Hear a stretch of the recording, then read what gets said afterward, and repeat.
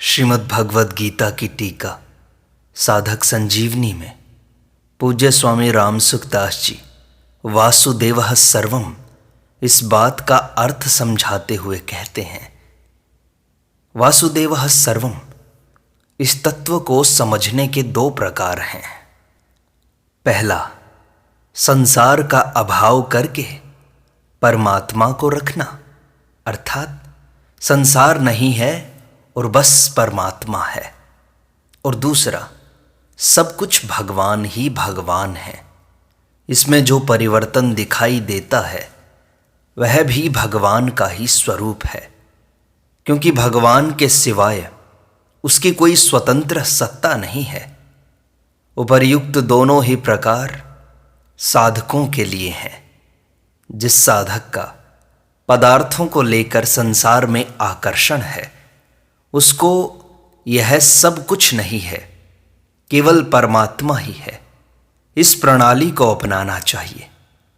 जिस साधक का पदार्थों को लेकर संसार में किंचित मात्र भी आकर्षण नहीं है और जो केवल भगवान के स्मरण, चिंतन, जप, कीर्तन इत्यादि में लगा रहता है, उसको संसार रूप से सब कुछ भगवान ही हैं, इस प्रणाली को अपनाना चाहिए।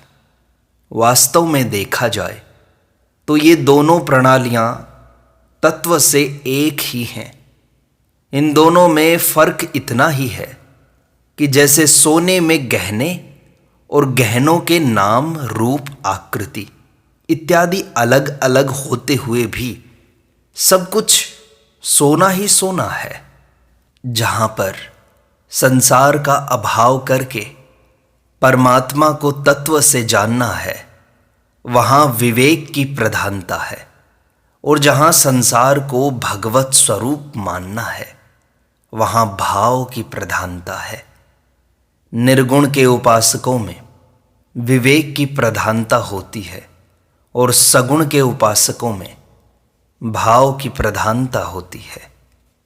संसार का अभाव करके परमात्म तत्व को जानना भी तत्व से जानना है, और संसार को भगवत स्वरूप मानना भी तत्व से जानना है। कारण कि वास्तव में तत्व एक ही है।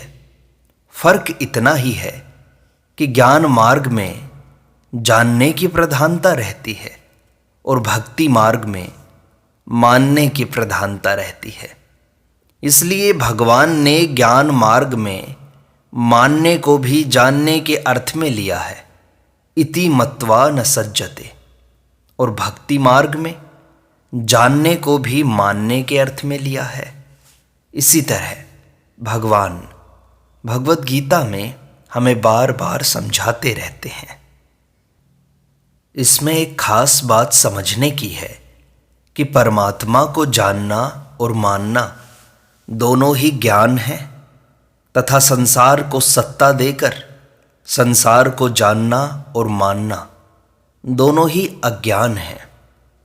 संसार को तत्व से जानने पर संसार की स्वतंत्रता, सत्ता का अभाव हो जाता है, और परमात्मा को तत्व से जानने पर परमात्मा का अनुभव हो जाता है। ऐसे ही संसार भगवत स्वरूप है, ऐसा दृढ़ता से मानने पर संसार की स्वतंत्र सत्ता का अभाव हो जाता है, और फिर संसार रूप से न दिखाई देकर भगवत स्वरूप दिखाई देने लग जाता है। तात्पर्य है कि परमात्म तत्व का अनुभव होने पर जानना और मानना दोनों एक हो जाते हैं। भगवान की दृष्टि में अपने सिवाय कोई अन्य तत्व है ही नहीं। मयि सर्वम इदं प्रोतम सूत्रे मणिगणा इव।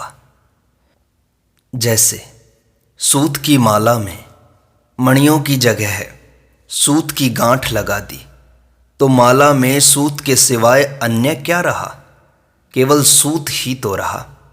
हाँ, दिखाई देने में गांठें अलग लगती हैं और धागा अलग दिखाई देता है, परंतु तत्व से एक ही चीज सूत है।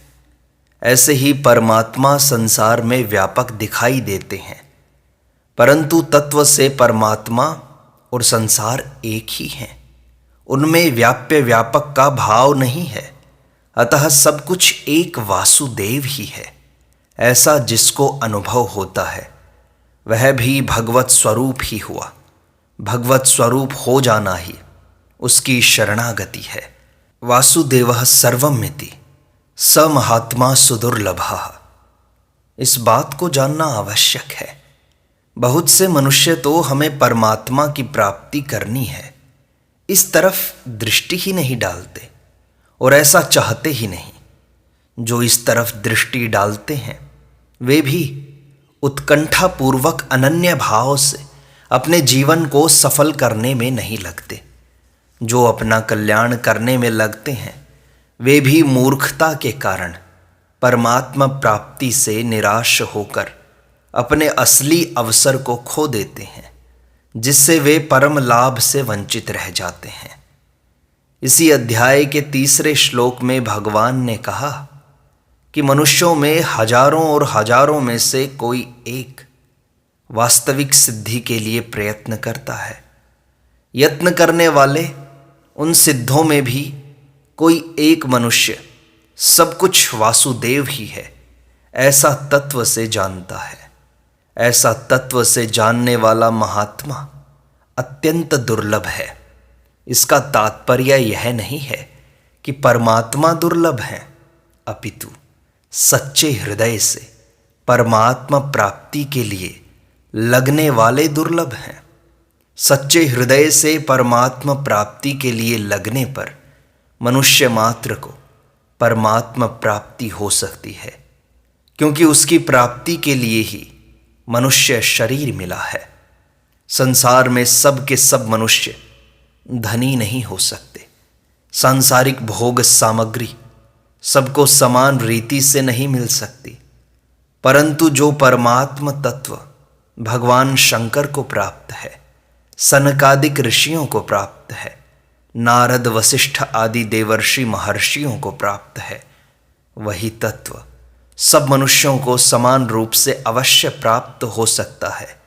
इसलिए मनुष्य को ऐसा दुर्लभ अवसर कभी नहीं खोना चाहिए।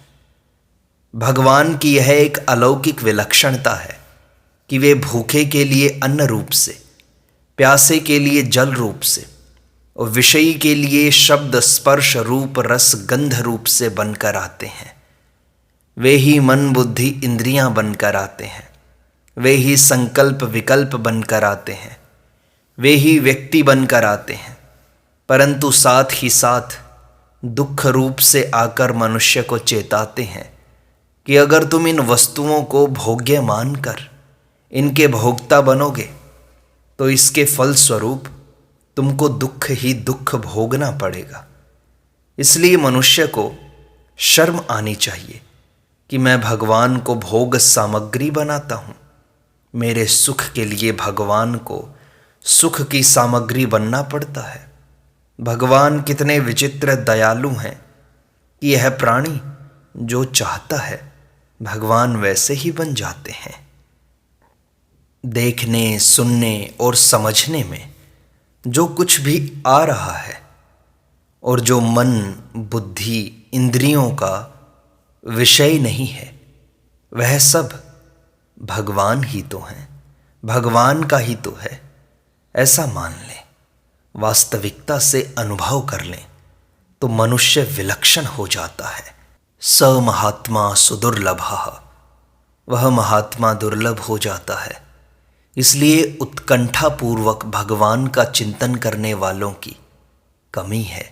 लोग भगवान में जिज्ञासा नहीं रखना चाहते, परमात्म तत्व को पाना नहीं चाहते, और जो पाना चाहते हैं वो पूरी तरह से नहीं लगते।